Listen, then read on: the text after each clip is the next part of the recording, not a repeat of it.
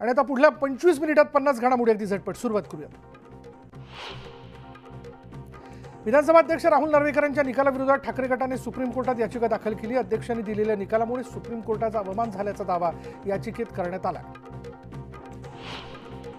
महायुतीचा पराभव आणि महाविकास आघाडीचा विजय हाच आमचा अजेंडा असल्याचं वक्तव्य ठाकरे गटाचे नेते सचिन अहिर यांनी केलं।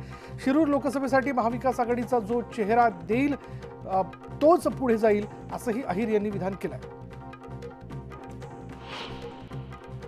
केंद्रीय रेल्वे राज्यमंत्री रावसाहेब दानवे यांचा सीएसएमटी ते डहाणू हा आजचा रेल्वे प्रवास चांगला चर्चेत आला। प्रवासी संघटनांनी विरोध केल्यानंतर दानवेंनी त्यावर स्पष्टीकरण दिलंय।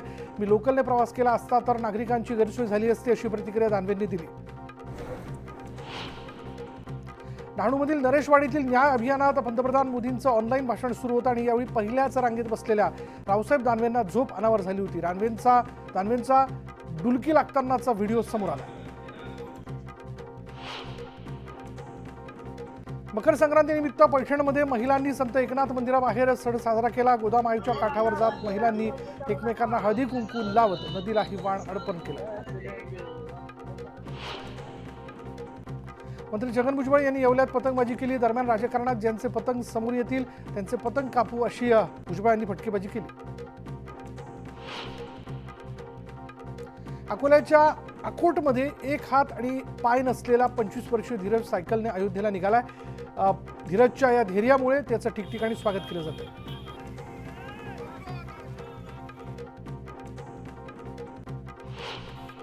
हिंगोलीच्या सेनगाव तहसील कार्यालयावर शेतकऱ्यांनी भव्य बैलगाडी मोर्चा काढला। पीक विमा, दुष्काळी अनुदान आणि सोयाबीनला दरवाढ देण्याच्या मागणीसाठी हा मोर्चा काढण्यात आला। अवकाळी पाऊस आणि रोगाचा प्रादुर्भाव यामुळे शेतकऱ्यांचं आर्थिक नुकसान झाल्यानं शेतकरी हवालदिल झाला।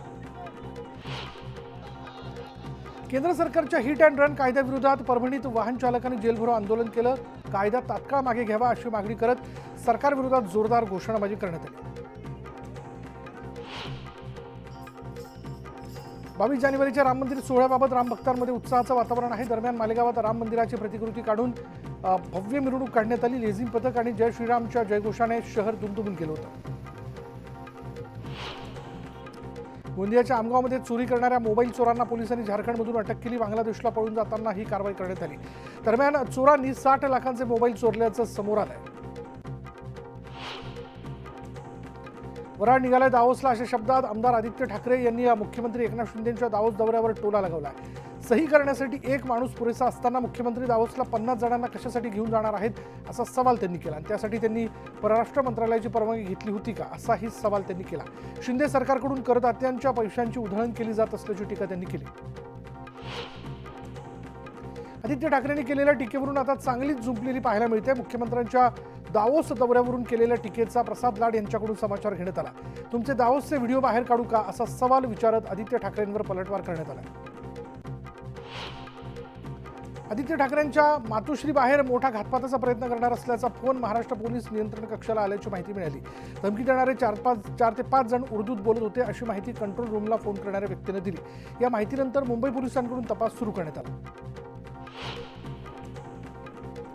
मातोश्रीवर घातपाताची धमकी आल्यानंतर संजय राऊतांनी त्याच्यावर पहिली प्रतिक्रिया दिली। ठाकरे कुटुंबाच्या सुरक्षेची जबाबदारी केंद्र सरकारची आणि पोलीस दलाची आहे, महाराष्ट्रातील डाऊटफुल सरकारची नाही असा टोलाही त्यांनी लगावला। भविष्यात काही घडल्यास त्याची जबाबदारी केंद्राची आणि महाराष्ट्राच्या गृह खात्याची असेल असं वक्तव्यही त्यांनी केलं।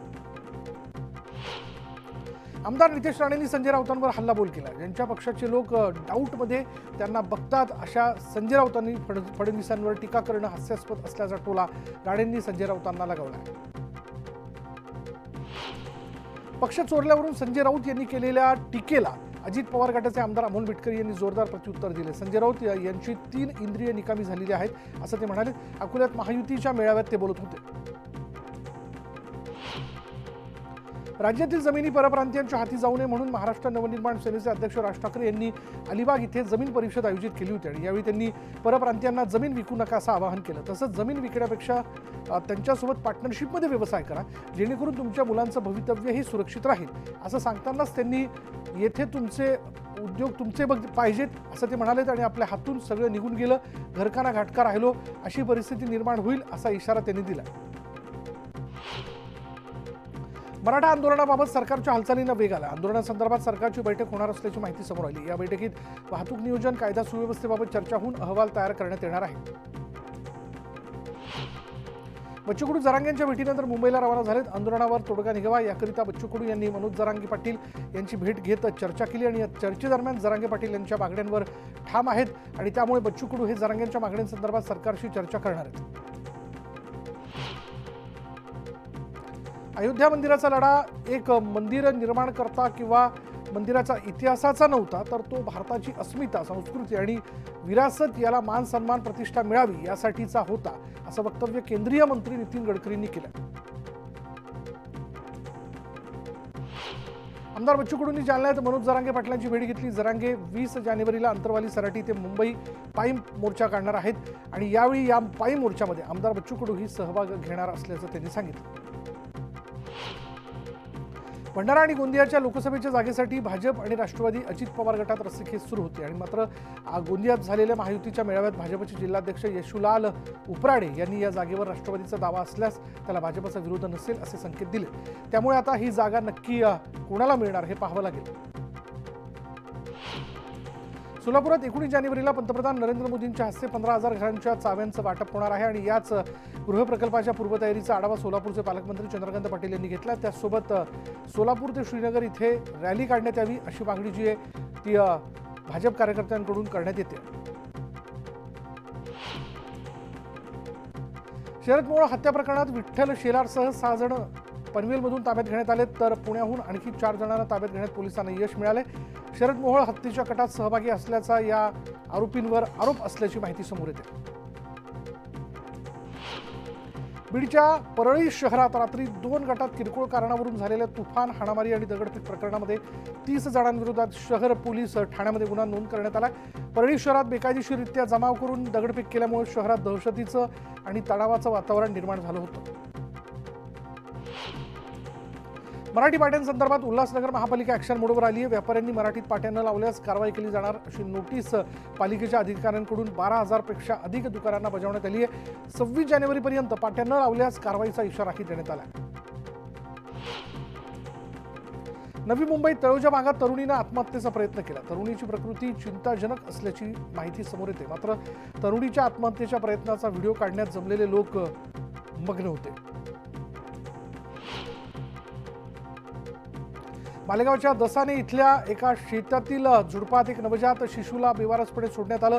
झुडपातून रडण्याचा आवाज आल्यानं शेतकऱ्यांनी पाहणी केल्यानंतर त्यांनी तात्काळ पोलिसांना याबाबत माहिती दिली, मात्र या बालकाला शेतात नक्की कोणी सोडलं याचा शोध पोलीस घेतात। बीडमधील वैद्यकीय क्षेत्रातील निष्काळजीपणा समोर आला। गर्भपात केल्यानंतर कुटुंब नियोजनाच्या शस्त्रक्रियेनंतरही महिलेच्या पोटात गर्भ राहिल्याचा धक्कादायक प्रकार समोर आला आहे। 1.5 महिन्यांनंतर सजेरियन पद्धतीनं मृत बाळाला बाहेर काढण्यात आलं आणि संबंधित महिलेची प्रकृती अत्यवस्थ असल्याची माहिती आहे। भंडारा जिल्ह्यातील पोलिसांना धक्काबुक्की केल्याचा आरोप एका वृद्धानं केला होता। त्याचा व्हिडिओही सोशल मीडियावर चांगलाच व्हायरल झाला होता। त्यानंतर अंधळगावच्या ठाणेदाराची म्हणजेच पोलिसाची तडकाफडकी उचलबांगडी करण्यात आली। मकर संक्रांतीच्या निमित्तानं नागपुरात पतंगबाजी होते आणि त्याच पार्श्वभूमीवर अपघात, मांजा आणि पतंगबाजीमुळे होणारे अपघात रोखण्यासाठी पोलीस प्रशासनानं नागपूर शहरातील उड्डाणपूल बंद ठेवण्याचा निर्णय घेतला आणि त्यामुळे आज शहरातील सगळे उड्डाणपूल बंद होणार आहेत। मनसे अध्यक्ष राज ठाकरे यांनी ज्येष्ठ निरूपणकार अप्पासाहेब धर्माधिकारी यांची भेट घेतली। अलिबागमध्ये आज मनसेची जमीन परिषद होते आणि त्याआधी रेवदंडामध्ये राज ठाकरे धर्माधिकारी यांच्या घरी दाखल झाले आणि त्यांनी धर्माधिकारी यांची भेट घेतली।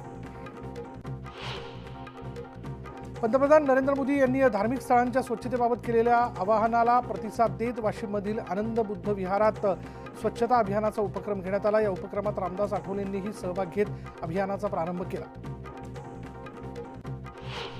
अहमदनगरमध्ये लोणी गावात बऱ्याच दिवसांपासून बिबट्याचा मुक्त संचार होता आणि वनविभागाला वारंवार याबाबत सांगूनही त्यांनी कोणतीही कारवाई केली नाही। वनविभागाचा हलगर्जीपणा 9 वर्षीय चिमुकल्याच्या जीवावर बेतलाय। घराशेजारील शेतात असणाऱ्या मुलावर बिबट्यानं हल्ला केला आणि या हल्ल्यात मुलाचा जागीच मृत्यू झाला। जळगावमधील बांभोरी गावातील पाणी टंचाईची समस्या आता दूर होणार आहे। गावात लवकरच दररोज पाणी पुरवठा होणार आहे। जलजीवन मिशन अंतर्गत 4.25 कोटींच्या पाणी पुरवठा योजनेचा मंत्री गुलाबराव पाटील यांच्या हस्ते शुभारंभ करण्यात आला। टोल माफी मिळावी या मागणीसाठी सातारामधील आणेवाडी टोल नाक्यावर आंदोलन करण्यात आलं। ठाकरे गटाच्या वतीनं आणेवाडी आणि तासवडे टोल नाक्यावर जिल्ह्यातील लोकांना टोल माफी व्हावी म्हणून आंदोलन सुरू होतं। या आंदोलनामुळे महामार्गावर वाहनांच्या लांबच लांब रांगा लागल्या। परभणीमधील हत्तलवाडी इथे शाळेत शिक्षक नसल्यानं विद्यार्थ्यांनी थेट तहसील कार्यालयातच शाळा भरवली आणि यामुळे विद्यार्थ्यांनी प्रशासनाच्या विरोधात आंदोलन केलं। शाळेत लवकरात लवकर शिक्षकाची नियुक्ती देण्यात यावी अशी मागणी प्रशासनाकडे करण्यात आली।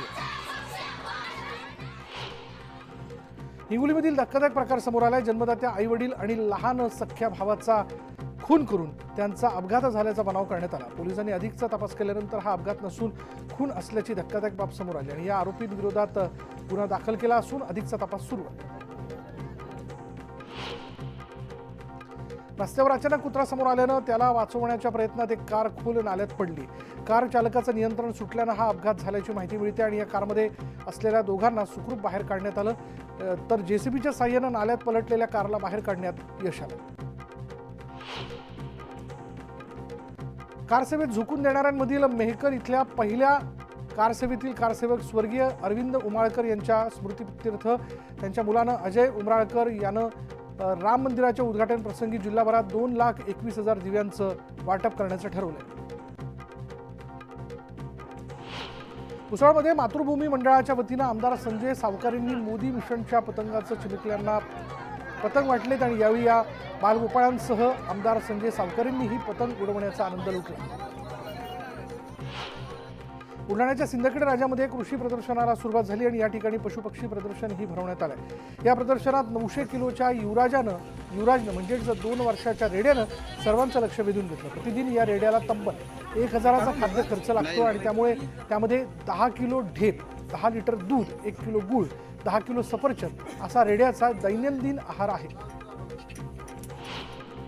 मकर संक्रांतीच्या निमित्तानं शिर्डीतील साई मंदिर आणि परिसर आकर्षक फुलांनी सजवण्यात आला। आंध्र प्रदेशमधील साई भक्तांना दिलेल्या देणगीतून साई मंदिराला सजावट करण्यात आली असून साईबाबांच्या दर्शनासाठी नागरिकांनी मोठ्या प्रमाणात शिर्डीत गर्दी केली।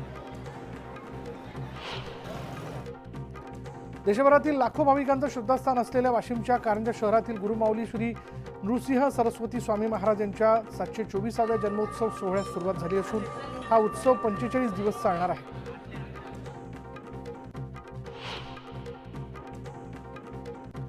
आणि यानंतर इथे वेळ झाली का ब्रेकची। ब्रेक घेऊयात, पहा फक्त न्यूज 18 लोकमत।